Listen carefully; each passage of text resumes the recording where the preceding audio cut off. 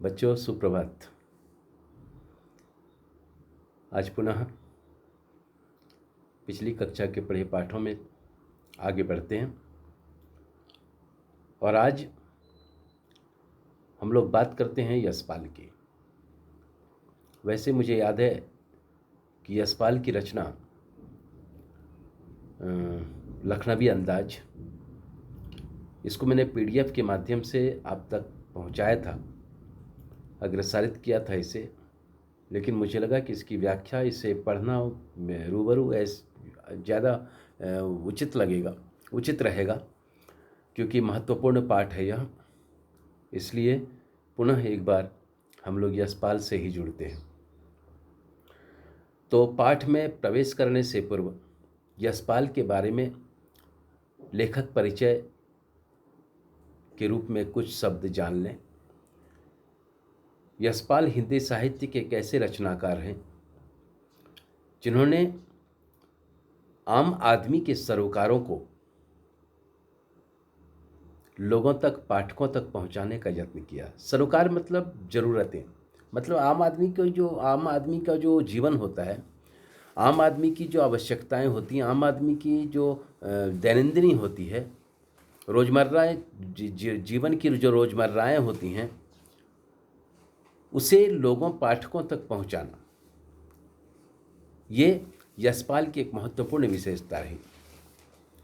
कहते हैं यशपाल एक ऐसे रचनाकार हुए जिन्होंने यथार्थवादी शैली में अपनी रचनाएं की और सामाजिक विषमता, राजनीतिक पाखंड और रूढ़ियों के खिलाफ अपनी आवाज़ बुलंद की। कहते हैं, ऐसी मान्यता है या मतलब ऐसा बताया जाता है कि उनका जन्म सन 1903 ईस्वी में पंजाब के फिरोजपुर छावनी में हुआ। उन्होंने प्रारंभिक शिक्षा कांगड़ा में ग्रहण की। बाद में लाहौर के नेशनल कॉलेज से उन्होंने बीए किया। वहाँ उनका परिचय भगत सिंह और सुखदेव से हुआ। आप शायद इस नाम से परिचित हों कि ये वही नाम है जिन्होंने स्वाधीनता के संग्राम में अपना परचम लहराया था और अंग्रेजों को छठी का दूध याद कराया था। तो उनसे इनका परिचय हुआ। परिणाम, स्वाधीनता संग्राम की क्रांतिकारी धारा से जुड़ाव हुआ और इस कारण वे कई बार जेल भी गए और ऐसे ही अलग अलग तरह के जीवन जीते जीते सामाजिक सरोकारों से सरोकार रखते हुए अपनी भावनाओं को या समाज में व्याप्त जो रूढ़ियाँ थी,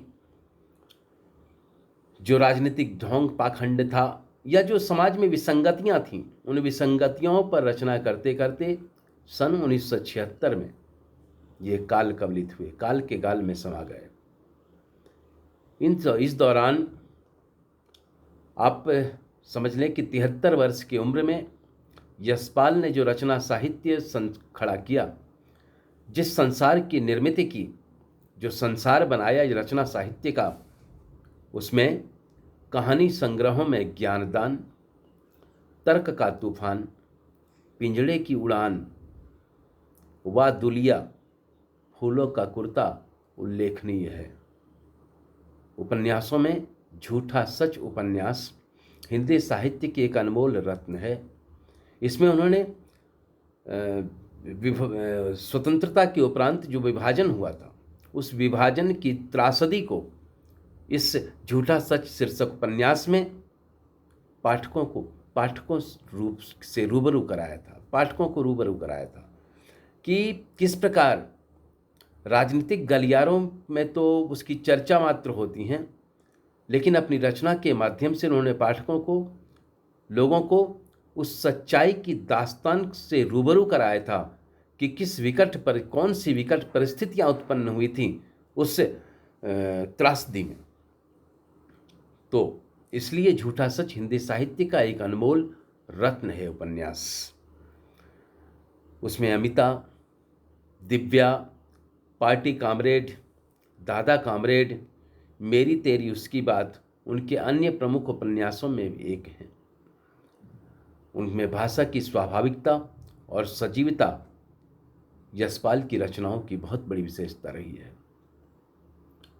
कहने का तात्पर्य कि भाषा में कहीं भी लाग लपेट नहीं है। उन्होंने कहीं भी दिखावापन या बनावटी रूप प्रकट करने का प्रयास नहीं किया। जो भी है स्वाभाविक है। जैसे कबीरदास कहते थे ना कि हों कहता आँखन की देखी, जग कहता कानन की सुनी। कबीरदास का कहना था कि संसार कानों सुनी बातें कहता है, लेकिन कबीर आंखों देखी बातें कहता है। बिल्कुल वैसे ही यशपाल कबीर की उस भावना से काफ़ी प्रेरित हुए थे और उसी भाव को उन्होंने पाठकों तक पहुंचाने का हमेशा निरंतर प्रयास किया है।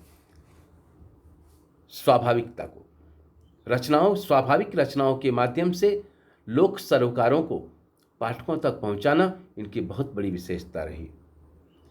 उनमें उनकी रचनाओं में सजीवता एक बहुत बड़ी विशेषता थी। मतलब उनकी रचनाओं को पढ़कर ऐसा प्रतीत होता था जैसे पाठकों के समक्ष वो सारी घटनाएं प्रस्तुत हो रही हों, उनकी आंखों के सामने वो घटनाएं घट रही हैं। ऐसा सजीव वर्णन यशपाल ने अपनी रचनाओं में किया। यह जो पाठ संकलित है उस पाठ का शीर्षक है लखनवी अंदाज। यूं तो यशपाल ने लखनवी अंदाज का उल्लेख या यह इस पाठ की रचना एक व्यंग्य के रूप में प्रस्तुत किया था। व्यंग्य के रूप में व्यंग्य साबित करने के लिए इसकी रचना की थी, लेकिन उस व्यंग्यात्मक रूप में, मतलब व्यंग्य इस दृष्टिकोण से कि उन्होंने इस रचना के माध्यम से यह बताने का प्रयास किया था कि बिना कथ्य के, बिना प्लॉट के घर तैयार किया जा सकता है क्या? बिना कथ्य की कहानी लिखी जा सकती है? ठीक है, जैसे कहने का तात्पर्य मैंने इसलिए कहा प्लॉट के, मतलब बिना जमीन के, अगर धरती न हो तो धरती के बिना घर निर्मित किया जा सकता है क्या? हवाई महल की निर्मिति संभव है, लेकिन कहानी जगत में उन्होंने ये प्रमाणित करने का प्रयास किया है कि बिना कथ्य के भी कहानी लिखी जा सकती है। हाँ, एक मैं धारावाहिक का उदाहरण दूँ। आजकल आप लोग देखते होंगे टीवी पर एक सीरियल, एक चैनल आता है, सब टीवी, उसमें चलता है तारक मेहता का उल्टा चश्मा।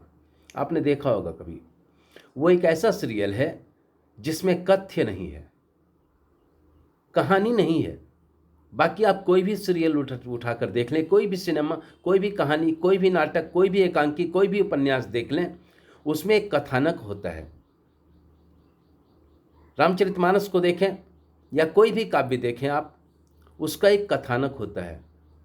लेकिन ये एक ऐसा सीरियल है, एक ऐसा धारावाहिक है जिसमें कथानक नहीं है, और फिर भी वो वर्षों से चल रहा है।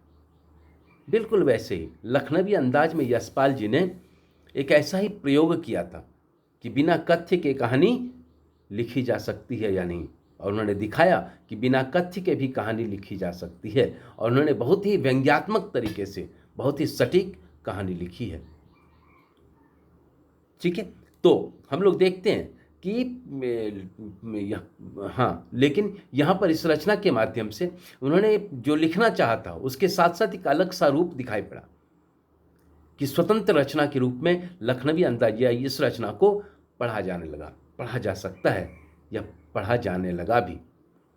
यशपाल उस पतनशील सामंती वर्ग पर, अब जानते हो, मतलब एक समय था हमारे समाज में जब सामंत वर्गों की या उच्च वर्ग, जो हाई प्रोफाइल वाले लोग थे, उनका वर्चस्व था, उनका बोलबाला था समाज में। वो सामंत लोग, वो जमींदार लोग, वो बड़े लोग, उन पर उन्होंने कटाक्ष किया है कि बड़े लोग जो होते थे, जो सामंत वर्ग के लोग होते थे, जो जमींदार वर्ग के लोग होते थे, उनका जीवन कैसा होता था,